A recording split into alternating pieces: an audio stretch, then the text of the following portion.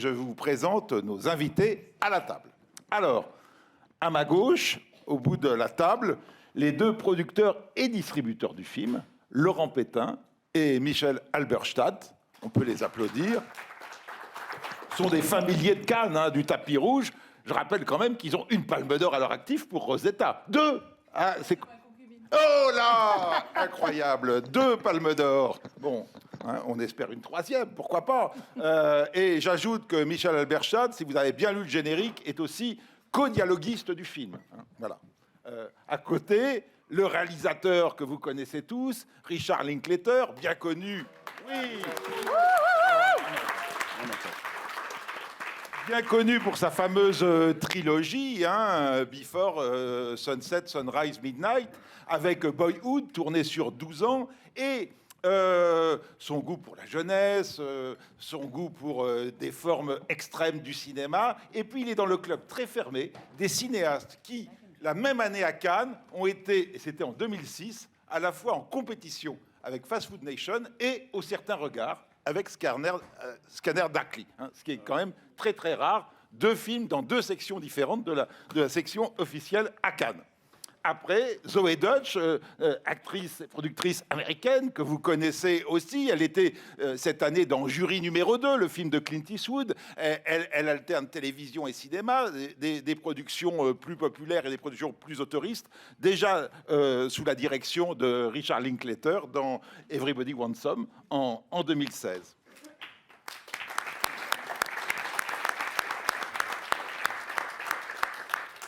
Et puis, à côté, 2 des grandes révélations de ce film, parce que c'est des films avec des jeunes gens qu'on connaissait peu et qui marquent très fort leur entrée au cinéma. On commençait par Guillaume Marbaek. Premier rôle au cinéma et c'est un premier grand rôle. Il joue bien sûr Jean-Luc Godard dans le film, vous l'avez reconnu. Et puis, à sa droite, Aubry Dulin qui joue Jean-Paul Belmondo. Vous avez pu le voir dans quelques courts-métrages. C'est son premier film de cinéma. Donc voilà cette équipe qui est là et avec qui...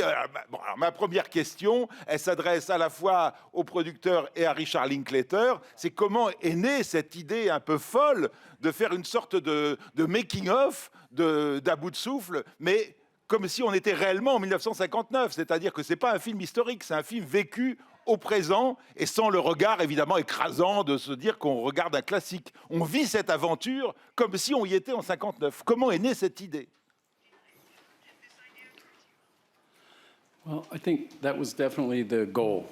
C'était l'objectif en fait, ça. Que le public ait l'impression d'être là en 1959, en train de voir la nouvelle vague, son tournage, toute la nouvelle vague d'ailleurs, pas simplement à bout de souffle. C'est une idée que nous avons eue il y a 13 ans. Nous sommes des cinéphiles à Austin, au Texas, et avec des collègues, j'en parlais, nous adorons cette période du cinéma, et qui m'a tellement signifié dans ma carrière. Ça incarne pour moi la liberté et la notion de film très personnel. J'ai fait énormément de films et j'ai toujours senti que, comment dire, quand il y a des grands films, il faut parfois faire voir le making-of. Hein, pas faire un making-of de mon film, mais m'intéresser à des films qui m'ont fortement marqué. Voilà. À bout de souffle, c'est un film tellement important, c'est un monument. Et quand vous pensez aux 130 ans de l'histoire du cinéma, pour ainsi dire, depuis que les frères Lumière sont arrivés, et puis en 1895 ça a commencé, et À bout de souffle est vraiment au milieu de l'histoire, 65 ans. Donc ça reste un cinéma résolument moderne et qui a inspiré la nouvelle génération, plusieurs générations de réalisateurs. Pour moi, ça a été vraiment un moment clé dans l'histoire du cinéma. Et donc c'est pour ça que je voulais vraiment m'intéresser de façon plus proche à un seul film, donner un gros coup de projecteur. Il y a beaucoup de documentation, il y a des documentaires, il y a plein de choses, plein de matériel. Donc nous avons trouvé énormément de matériel et le projet de recherche a vraiment été plaisant pour nous tous. Et puis je suis allé voir Michel et Laurent et je leur ai dit il faut qu'on fasse ça. Et puis on a fait ce pas courageux, un peu fou, ensemble, pour que ça ressemble aussi et qu'on pense que ça a été fait en 1959. Donc on s'est bien amusé. Je vous laisse imaginer. Peut-être on va prendre une première question. Bonjour, Monsieur Linklater. Richard, it is so good to see you up there. Richard, ça fait tellement de bien de vous voir là. Ce film était tellement marrant. Je l'ai adoré. Et de Chabrol, Godard, Truffaut, Agnès Varda, toute la nouvelle vague, je les ai tous retrouvés en quelque sorte. Qu'est-ce qui vous a donné l'audace de réaliser un film sur la nouvelle vague française? Et en plus, vous avez fait ça dans une langue qui n'est pas votre langue maternelle. J'ai trouvé ça absolument brillant. Et encore une dernière chose. Je veux dire, moi, j'adore la totalité de votre œuvre. Il n'y a pas de sélection à faire. Merci d'avoir eu l'audace d'amener ce film à Cannes. Je suis tellement heureux d'être là. Je suis flatté, honnêtement. Il y a 10 ans, quand on réfléchissait là-dessus, sur ce projet, je me disais, j'imagine un film avec des sous-titres, mais ils vont haïr ça. Un réalisateur qui fait ça avec des sous-titres, on ne le montrera même pas en France. Les Français vont haïr ça. Et puis, bon, après, j'ai trouvé des partenaires enthousiastes, Michel et Laurent, et je me suis rendu compte que ça comptait pour beaucoup, que ce soit le casting, le design de la production, la caméra, le chef-op, les costumes, tout ça, c'était important. Et donc, on a accordé le plus grand soin à tous les détails historiques, ce qui nous importait tant. C'est vrai que ça a été une idée audacieuse, un peu folle. J'ai jamais vu un film qui ressemble à ça, le making-of d'un film de 1959, fait par quelqu'un d'autre, Jacques Rouget, je ne sais pas, qui peut faire un film sur ce genre de moment. On ne peut pas imiter Godard, c'est pas possible, on se planterait. Mais le truc, c'est d'avoir un feeling de l'ambiance de l'époque. Et donc, il n'y a pas un plan dans le film qui n'était pas dans le film d'origine. Donc, l'idée, oui, elle a été un peu folle. Mais que voulez-vous, les centres de cinéma sont fous. C'est comme ça.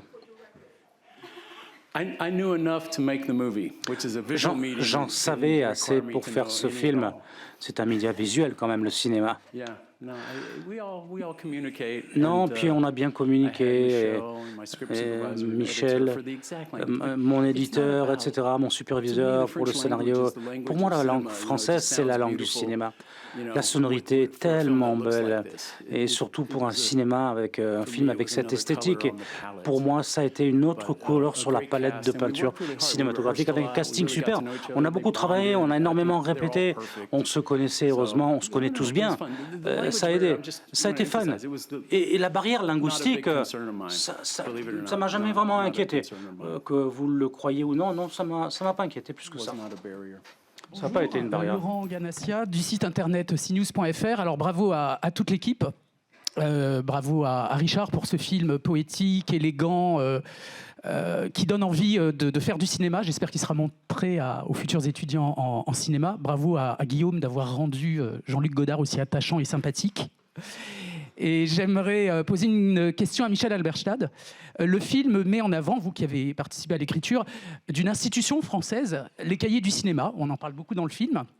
Et vous, dans une autre vie, vous avez été rédactrice en chef du magazine Première, qui, dans les années 70, s'est un peu créé, non pas en concurrence, mais disons un petit peu en parallèle, avec une approche complètement différente des Cahiers du cinéma.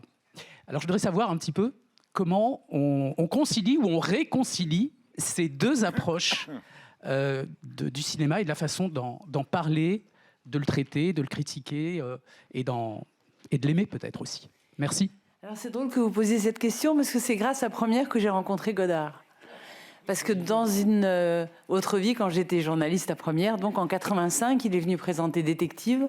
Et comme il ne donnait pas d'interview, la conférence de presse n'était pas ici, mais elle était là-haut aux ambassadeurs au 4e étage, qui était une immense salle où il y avait 400 personnes du monde entier qui venaient voir Godard. Et je ne sais pas pourquoi, moi qui m'occupais que du cinéma américain à Première, je me suis dit, tiens, je vais aller voir moi aussi Godard. Et donc je vais à cette conférence de presse sans du tout avoir envie de poser la moindre question. Et je m'aperçois que pendant 20 minutes, c'est pas des questions, c'est des gens qui se roulent devant lui, qui se prosternent, qui lui disent qu'il est extraordinaire. Et plus on lui dit qu'il est extraordinaire, plus il est grognon, plus il s'embête, quoi. Et d'un seul coup, je me lance et il me donne la parole, Frédéric Mitterrand, qui animait la conférence. Et je lui dis, vous avez dédié le film à John Cassavetes. Je ne vois pas bien le rapport entre votre cinéma et le sien. Et là, Godard me dit, vous travaillez pour quel journal? Je dis Première. Ah oui, depuis quand Première s'intéresse au cinéma? Éclat de rire général. Je m'accroche à ma question. Je dis oui, c'est très drôle, mais vous m'avez pas répondu. C'était quoi la question? Et je dis, et c'est drôle parce que c'est un mot qui est dans le film. Je dis, Cassavetes fait ses films en état de nécessité absolue. Quelle était votre nécessité pour faire détective? Et là, il y a un grand blanc. Et Godard dit, je ne sais pas, mais c'est une bonne question. Et là-dessus, Frédéric Mitterrand enchaîne, et tout le monde enchaîne.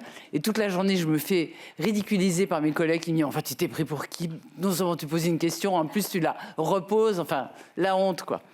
6 mois plus tard, je suis devenue rédactrice en chef du journal, et un jour, un assistant m'appelle et me dit, est-ce que Godard peut vous appeler demain matin? Je pensais que c'était un gag. 9h du matin, Godard appelle et me dit, cette phrase inouïe, voilà, je vais faire Le Roi Lear, dans lequel il y a un rôle pour une rédactrice en chef du New York Times, une grande gueule, j'ai pensé à vous. Et c'est comme ça que j'ai tourné dans un film de Godard, que plus tard on a distribué Éloge de l'amour quand on est devenu distributeur, que Godard a fait le logo ARP que vous voyez toujours devant, voilà. Et donc quand j'ai lu avec Laurent, quand on a lu, et j'ai fait la dernière interview de Godard pour France Culture en juin 2021, chez lui à Rolle. Et donc quand évidemment le scénario est arrivé, on s'est dit mais voilà. Et je trouve, parce qu'il le dira jamais, il n'y a qu'un Américain qui pouvait faire ce film. D'abord, le lien entre Godard et l'Amérique et le cinéma américain était évident, et je pense que là-haut, il doit être enchanté. Et de même que c'est Miloš Forman qui a fait Hair, il n'y avait qu'un Américain qui pouvait regarder la nouvelle vague comme il la regarde. Nous, on aurait été soit sentencieux, soit méprisants. En tout cas, à côté de la plaque, on n'aurait pas eu le ton juste. Et lui, comme il n'est pas français, il se contente de regarder la nouvelle vague avec amour, respect et amusement, chose qu'on aurait été incapable de faire. Donc il n'y avait qu'un Américain qui pouvait faire ce film.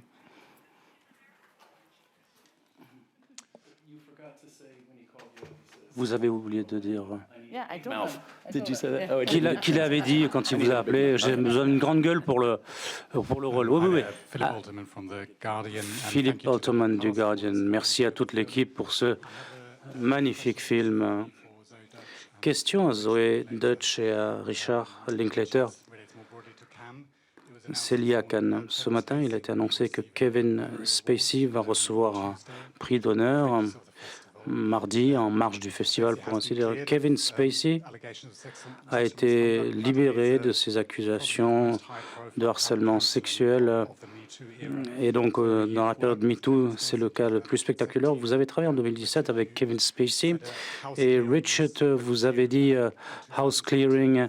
C'était vraiment nécessaire en 2017. Il fallait faire le ménage. Je ne sais pas si c'est fini, si le ménage est fini. Et ma question que je me pose, c'est est-ce que Kevin Spacey reviendra à Cannes? Voilà, c'est ça la question.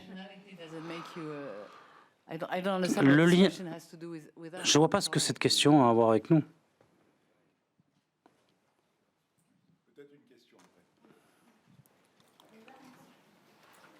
Hi. Bonjour, Je je m'appelle Jack Montosi, je viens d'Italie. Tout d'abord, merci à vous toutes, à vous tous. J'ai adoré ce film. Merci, Monsieur Linklater.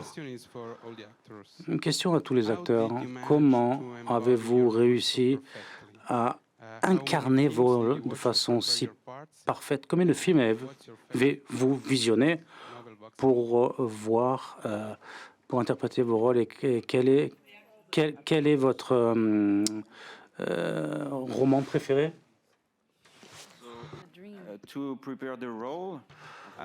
Pour préparer le rôle, j'ai regardé tous les films de Godard jusqu'à À bout de souffle, parce que je considérais qu'à bout de souffle, il devait l'avoir probablement en tête avant de le faire. Et donc, je me suis interdit de voir les films suivants et interdit de lire tout ce qu'il y avait après 59. Donc, comme ça, je pouvais vraiment jouer Jean-Luc et pas Godard. Et voilà, donc c'est comme ça que j'ai préparé le rôle. Et la question était si on avait un film de chevet, je crois. Moi, j'aime beaucoup 37 de le matin. Voilà. Aubry? À moi? Et bah, moi, un peu pareil pour préparer le rôle.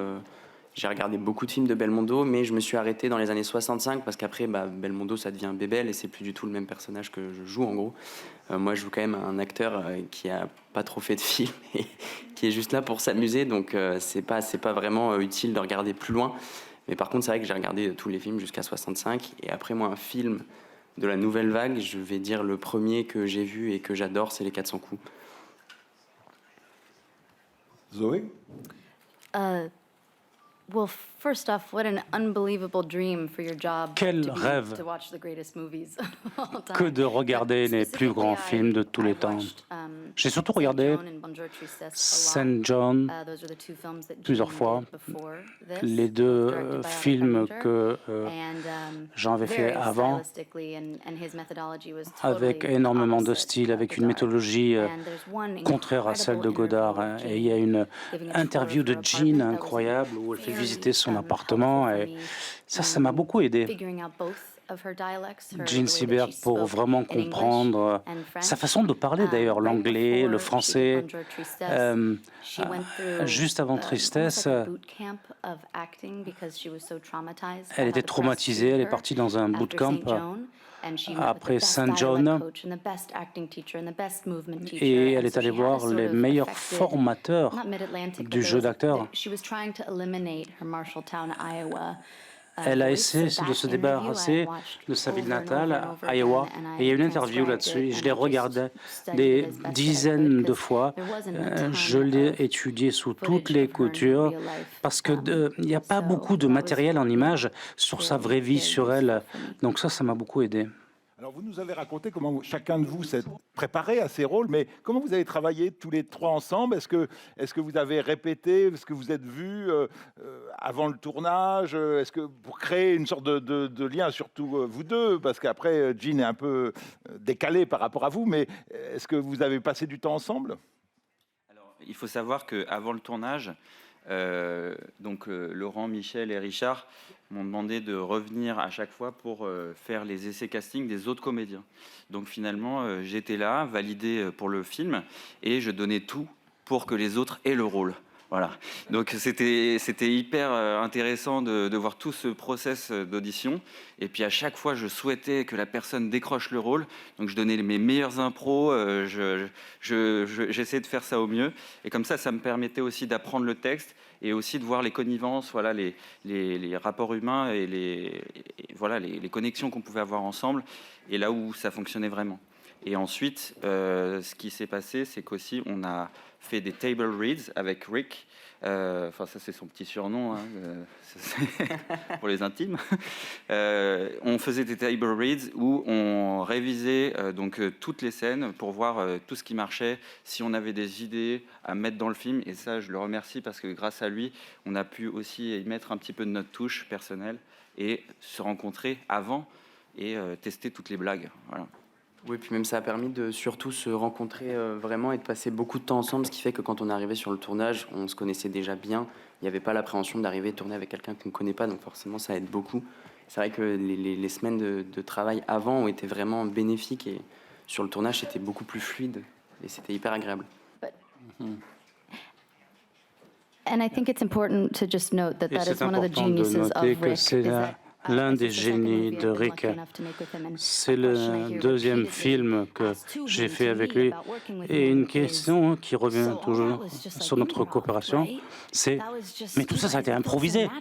Ça a l'air tellement naturel. » Et Rick, Richard, est quelqu'un de très méticuleux, de précis. Et il a écrit ce manifesto sur les répétitions incroyables, qui est ma référence, que je me suis accroché au mur, pour ainsi dire, dans mon bureau. Alors, Godard et Rick seraient finalement les meilleurs amis du monde, malgré un style différent de réalisation. Et ce manifesto des répètes, où il dit « Godard, c'est spontané, c'était magique, c'est la liberté », et il disait aux gens « bonne chance ». Et nous, on fait le contraire. Nous répétons, et nous essayons d'explorer chaque modalité, ce qui fait que le jour du tournage, il n'y a pas d'excuse pour dire « j'ai essayé ça, ça n'a pas marché ». Non, c'est vraiment méticuleusement préparé. Et après, ça sort naturellement. Et comme il fait une écriture absolument merveilleuse et que moi, je ne suis qu'une actrice, ça nous a beaucoup aidés. C'était tellement clair, précis. Nous savions exactement comment interpréter nos personnages. Nous nous respectons, nous nous aidons et ces deux messieurs sont incroyables. Je ne sais même pas comment vous avez fait ce que vous avez fait. C'est absolument génial. Oui, bonjour. Gérard Chargé de Cinézoom. Moi, j'ai une question pour Richard. Vous disiez tout à l'heure que vous avez, depuis 13 ans, vous aviez envie de faire ce film. Mais c'est vrai que quand on voit le résultat, on s'y croit vraiment. Hein, comme vous disiez tout à l'heure, on replonge vraiment dans l'époque. Et est-ce que le casting a été aussi long? Parce que c'est vrai que pour trouver ces personnes et qu'il y ait un mimétisme aussi qui soit vraiment important et de replonger dans cette époque-là de cette façon-là, c'est pas évident. Donc comment vous avez procédé? Parce que c'est vraiment un processus minutieux, comme vous disiez tout à l'heure. C'est vrai que c'est un travail de minutie et de précision. Merci beaucoup, en tout cas pour ce film, pour les cinéphiles du monde entier. Merci. Oh, thank you. Merci, merci. Ce qui est grandiose dans le cinéma, c'est qu'on passe beaucoup d'années à réfléchir à un projet, mais une fois que vous êtes parti, vous êtes lancé, et les choses s'accélèrent. Mais on a passé quand même pas mal de mois. Je faisais des allers-retours entre les States et Paris, pratiquement un an déjà, avant les tournages. J'ai rencontré les gens, après on a lancé le casting. Le casting, c'était hyper important. Donc j'ai rencontré des tas de gens avec Stéphane, notre directeur du casting, qui ramenait des gens de partout. Et c'est là aussi, bien sûr, que nous avons trouvé Aubry et Guillaume. Et il fallait pour moi que les acteurs aient quand même une ressemblance aussi avec les personnages. Et puis, il fallait que ce soit de bons acteurs. Et chaque fois que je rencontrais, je disais, c'est elle, c'est lui, il me les faut. Ce qu'on cherche, c'est ce petit côté magique. Et une fois que l'on croit dans les acteurs que l'on a sélectionnés au cast, après c'est du gros travail, du travail d'arrache-pied. C'est un peu magique de produire des films, mais c'est comme ça. Le cinéma, c'est un côté magique. Et quand je vois le film, maintenant, le résultat, ça me ramène à tout ce processus, même lorsqu'on tournait. Pendant les premières répètes, quand on était après assis autour d'une table, Truffaut, toi et Shipman, et ils parlaient entre eux, puis on avait un petit script. Et je savais que ce film fonctionnerait. Je croyais en eux. J'aimais passer du temps avec eux. Et ça a motivé vraiment tout le monde. Heureusement que ça n'a pas pris plus de temps, parce que moi, il m'en avait parlé il y a 10 ans déjà. J'ai dit, bon, ben, je veux pas trop vieillir quand même, hein. Sinon je serais trop vieille. Hein. Chaque année, je l'appelais, je lui disais, Richard, Rick, on le fait quand ce film? Je viens aux nouvelles, disais-je, chaque année. Hi there.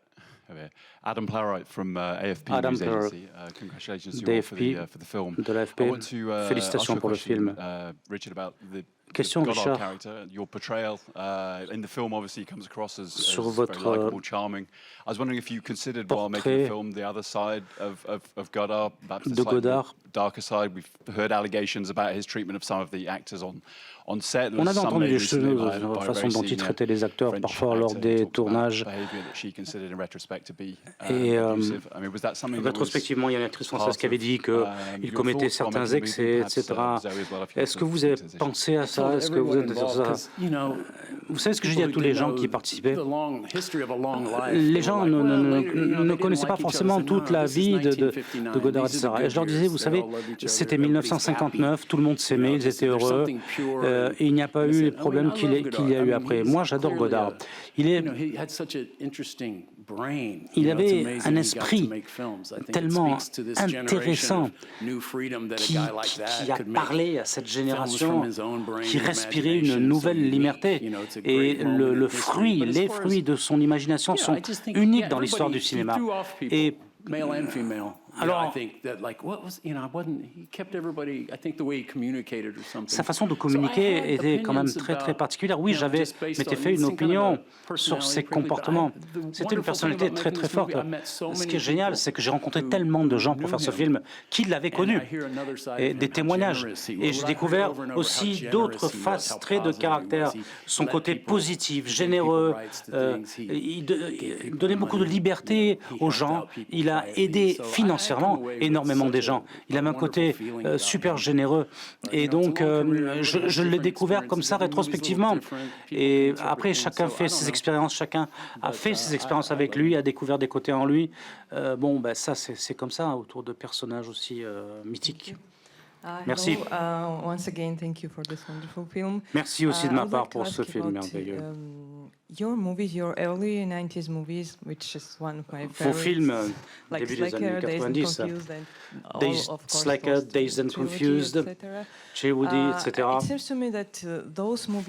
Il me semble ces films américains, indo-américains, ont été influencés par la Nouvelle Vague quelque part. Pas directement inspirés, c'est pas le même style, mais l'atmosphère, la narration. Parfois, on trouve de l'inspiration. Ça a été ça votre influence au début de votre carrière de réalisateur? Et comment vont évoluer ces films de cinéma indo-américains? La Nouvelle Vague m'a énormément influencé. Mes premiers films, comment dire, mon but c'était de faire des films très personnels. Et maintenant d'avoir fait ce film, toutes ces années après, j'avais l'impression de revenir dans ma propre histoire. Je me revoyais avant l'âge de 30 ans, quand j'ai commencé, et j'ai dû évacuer tout ça. Et je disais à un ami hier, quand j'ai fait ces films, j'avais l'impression d'avoir 28 ans. Même le choix, c'est comme un choix de film de début. Et donc il a fallu que j'efface en quelque sorte mes premières expériences et que j'adopte une mentalité de premier film. Alors l'histoire du cinéma après 1959, j'ai beaucoup regardé l'esthétique des films, la façon dont l'on utilisait la caméra, comme chez Bertolucci, de façon beaucoup plus expressive. Et chaque plan dans ce film s'inscrit dans cette démarche. Donc ça a été un retour dans le passé. Et, mais c'est vrai, ce film finalement, c'est comme quand on fait un premier film. Vous avez mentionné Slacker. J'ai travaillé avec l'équipe. Personne ne connaissait Slacker. J'étais le seul qui avait ce film présent à l'esprit. Donc c'est un peu bizarroïde parce que on se sent, quand je l'avais fait, je me sentais jeune et confiant. On croit dans son potentiel. Mais comme on n'a pas d'expérience, on est aussi un tout petit peu déstabilisé. Donc c'est une espèce d'équilibre très délicat dans les premiers films. Et donc l'exubérance et l'incertitude. Et ça, c'est un peu terrible. S'il y a une ambiguïté, vous croyez en vous, mais peut-être que les autres ne croient pas en vous. C'est une phase un peu bizarre. Donc ça a été un retour dans le passé, on peut dire, oui. C'est vrai, à différents égards. Sorry, Anthony D'Alessandro, Deadline Hollywood. For you, Richard, Deadline Hollywood, Richard. Bien sûr, il fallait tourner ce film en France. Mais les droits de douane et tout ça, est-ce que c'est devenu plus cher de tourner aux US? L'histoire des droits de douane, ça ne va pas se faire, j'y crois pas. J'y crois pas. Je veux dire, le cinéma, c'est quand même la grosse industrie qui exporte des États-Unis. Les no-budget films ont coûté toujours la même chose depuis 60 ans. Ça dépend de votre budget, de ce que vous avez. Moi je ne crois pas que ça c'est appelé à changer des choses. Et puis pourquoi pas tourner aussi à Los Angeles plutôt qu'à Hollywood? Enfin bon, il y a Hollywood, il y a Los Angeles, il y a l'historique. Je viens de finir un film. C'était magique, au même titre que Paris est magique, avec toute cette histoire. Et j'aimerais bien, moi, faire plus de films à Los Angeles. J'admire énormément le cinéma français, surtout sa façon d'être aussi focusé, concentrés. Et la façon dont la France s'occupe, encadre, nourrit son industrie cinématographique, le gouvernement, la politique, tout le monde est là. Il y a une véritable politique culturelle pour aider la distribution, la production, etc. Et je pense que notre pays ferait bien de s'en inspirer de ce que fait la France en termes d'aide au cinéma. Merci. Elena Abbasi. Question à Richard Linklater. Nous vous connaissons, nous vous aimons, nous aimons vos premiers films. Ça a toujours été une aventure de découvrir vos nouveaux films à Sundance. Et aujourd'hui, de voir ce film d'un format un peu différent ici à Cannes, c'est juste génial. Je me posais une question. Quelle est l'expérience différente faite avec ce film? C'est vrai que Sundance et Cannes, c'est pas pareil, mais...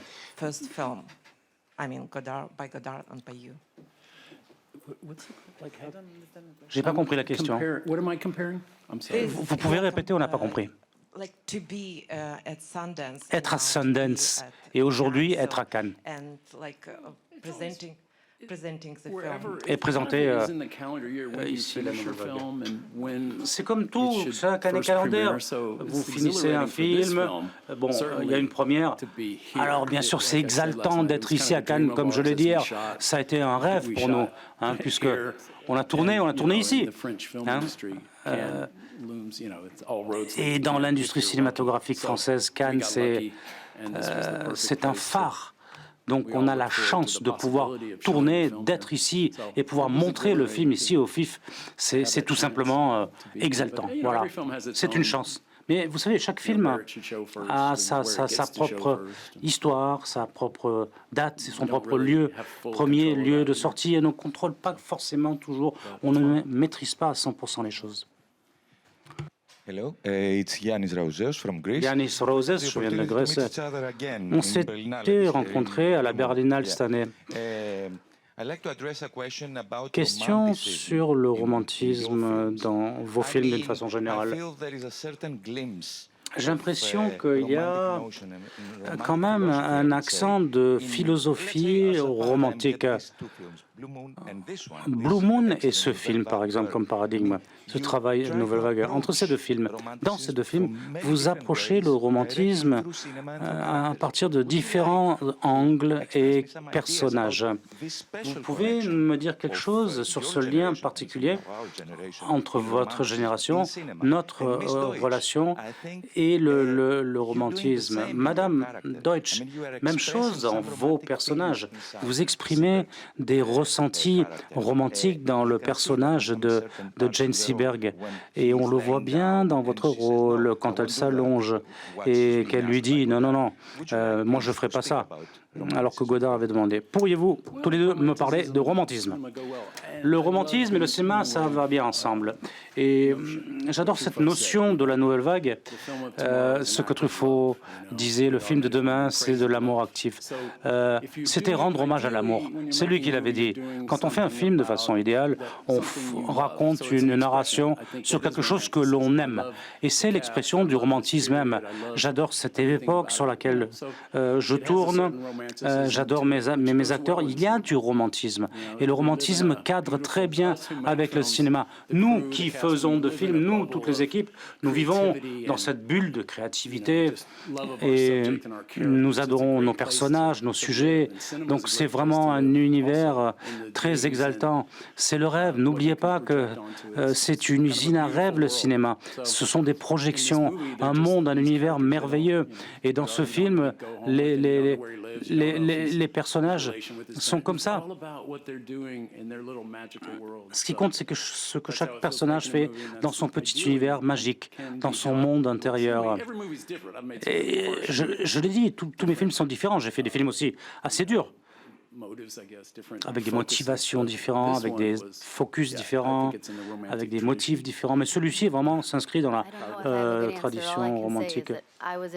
Tout ce que je peux vous dire, moi, c'est que j'étais tombée amoureuse avec Jane Seberg. Je suis tombée amoureuse de ce film. L'amour, voilà. Et ça, c'est du romantisme.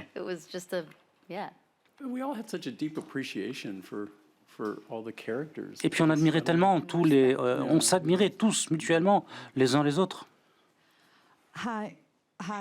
Bonjour. Maria Herrera d'Espagne. Merci pour ce merveilleux film. Cannes, c'est la cathédrale du cinéma. Hier, dans l'amphi Debussy, à la projection presse, il y avait tellement de bonheur, de réjouissance. Monsieur Macquarie, le réalisateur de Mission Impossible, a dit que les plateformes de streaming veulent participer à la production de cinéma classique pour la nouvelle génération. Ça vous inquiète, ça? Pensez-vous qu'il est possible qu'il y ait une nouvelle vague porteuse d'espoir pour la nouvelle génération? C'est-à-dire ce ressenti que tout n'a pas encore été dit, tout n'a pas encore été fait. Donc l'espoir d'une nouvelle vague de nouvelle génération.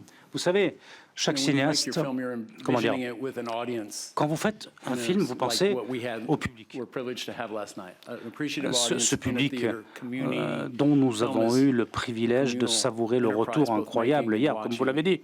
Et donc on fait un film et on regarde aussi le film et le public. Et oui, moi je nourris des espoirs. Il y a une nouvelle génération qui s'achemine, à Austin où je vis, il y a des jeunes. J'ai créé une société pour le cinématographique et nous avons plein de films que nous faisons voir, que nous montrons toutes les semaines.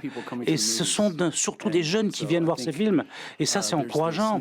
Donc je pense qu'il y a effectivement une nouvelle génération pour qui le cinéma signifie beaucoup. Ils vont voir des films, ils en parlent, il y a une énorme communauté. Il y aura une résurrection. J'aime beaucoup les projections sur les campus, j'aime bien les sociétés cinématographiques. Il faut passer par ce genre d'instances et par le cinéma local aussi. Et les cinémas locaux, oui. Moi, je sens un phénomène de renouveau aux États-Unis, parce que c'est là où je vis. Après, je ne sais pas, mais je reste optimiste. Et il faut que le cinéma reste optimiste, parce que le cinéma est constamment mis à mal, attaqué. Il y a 30 ans déjà, c'était comme ça. Il y a des attaques terribles, et c'est dur, c'est vrai qu'il faut se battre, mais ça a toujours été comme ça. Il a toujours fallu se battre. Mais le cinéma reste notre métier. Notre métier a toujours été menacé. Maintenant, il y a de nouvelles menaces, mais il y a aussi quelque chose qui s'inscrit dans la démarche, dans l'éternité, à savoir le plaisir de raconter des histoires, les narrations, les longs métrages. Jamais autant de films n'ont été produits, n'ont été faits. On a du mal à suivre. Et puis bon, il y a toute cette nouvelle technologie aussi. La plupart des gens voient des films, que ce soit par DVD au cinéma ou ailleurs ou sur les plateformes. Il n'y a pas une vérité unique. On parle de pureté. Quand on parle de Scorsese, moi j'ai vu ces films à la télé, en noir et blanc. Voilà, les films de Scorsese. Ensuite, il y a eu les magasins vidéo. Chacun a découvert le cinéma à sa façon. Le cinéma vous rattrape partout et vous allez à la rencontre du cinéma à différents endroits. Mais le cinéma, de façon globale, est une cathédrale. Mais vous le retrouvez partout. Merci au Maître Tout-Puissant. Gabriel Gerito, Screen World. Gabriel Gerito, Screen World. Félicitations.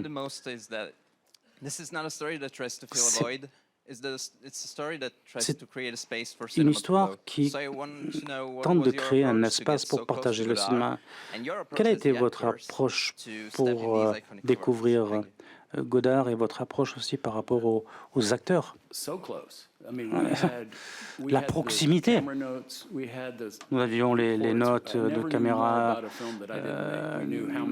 Je n'ai jamais eu autant de documentation. Nous savions tout sur le tournage de ce film à l'époque. J'ai jamais eu autant de matériel. C'était presque thérapeutique. Je n'ai jamais connu aussi bien un film. On a pu lire, voir ce qu'ils faisaient tous les jours. Ce film est tellement documenté, pas simplement des photos, des écrits, des témoignages, et c'est magique. Et ils ont fait ça en 2 jours. On se disait parfois, non, on n'a pas pu travailler aussi rapidement que, parce que le son est différent, etc. Et les acteurs ont sûrement ressenti la même chose parce que ça crée une relation vis-à-vis ou avec une œuvre d'art qui résonne en vous. Et c'était génial de s'immerger dans la confection de ce film. Une confection qui a été aussi avec le chef-op, David Chambille, et puis Pascaline Chavannes qui a fait les costumes, Katia Wischop les décors. Il y a tout un travail de reconstitution. C'est pas du numérique, très peu.